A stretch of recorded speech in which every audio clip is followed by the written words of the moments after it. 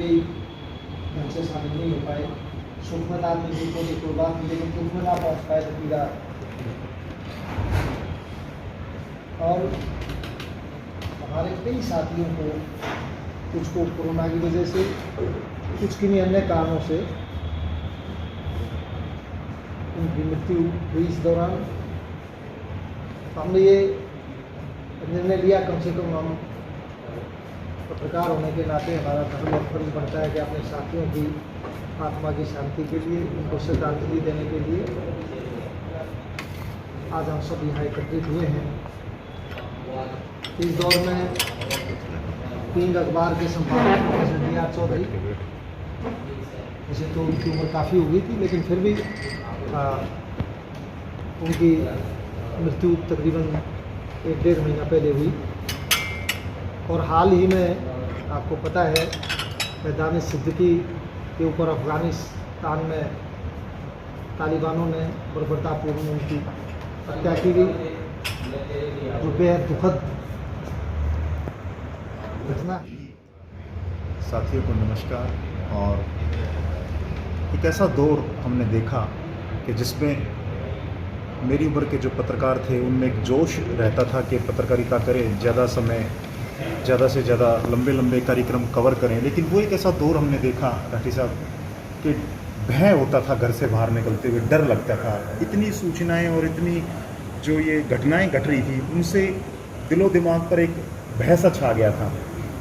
नजफगढ़ में हमारे एक साथी थे सुरेश त्रहान, वो लगभग 70 वर्ष की आयु के थे और कुछ दिन पूर्व ही उनके यहाँ शादी थी, कार्यक्रम था। तो जैसे ही ये सूचना मिली कि सुरेश त्रहान जी अब हमारे बीच में नहीं रहे, बड़ा दुख भी हुआ और भय तो लगता ही था कि घर से बाहर निकलेंगे कहीं कोरोना ना हो जाए, इस तरह की जो घटनाएं थी।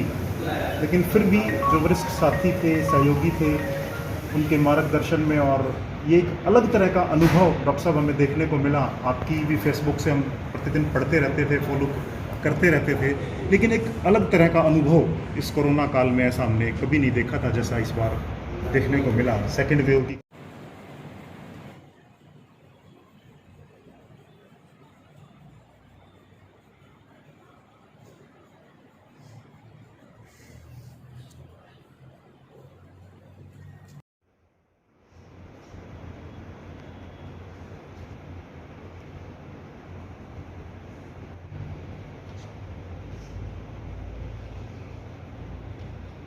लेकिन जो एक सरकार ने पीछे कोशिश भी की, लेकिन मेरे ख्याल से वो रास्ता नहीं रखी हुई है और वो भी ज़्यादा पत्रकारों को कवर नहीं करती। मेडिकल इंश्योरेंस की जो योजना है, जिसमें अचानक स्थिति आने पर 10-20 लाख तक का कोई मेडिकल का खर्चा निकल सके, मुझे लगता है उसका कोई ढांचा हमें कम से कम आपस में तैयार कर लेना चाहिए, जिसमें कोई सरकार का सहयोग मिल जाए तो बहुत अच्छा है, जो पत्रकार उसमें कवर हो सके।